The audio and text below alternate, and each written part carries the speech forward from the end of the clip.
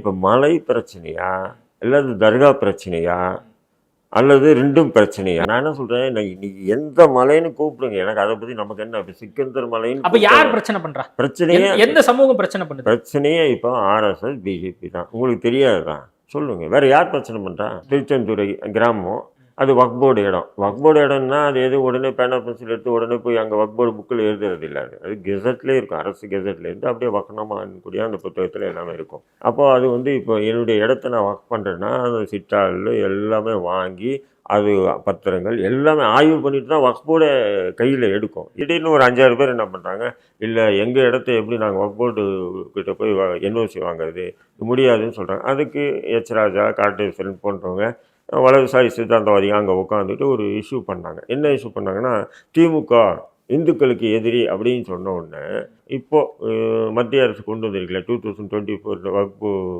திருத்த சட்டம், அதில் இது முக்கியமாக காட்டுறாங்க. என்னென்னா 5000 ஆண்டுகளுக்கு பழமையான கோயில் இருக்குது, அதை நிலத்தை சுற்றி வக்பு இடம்னு சொல்லிட்டாங்க.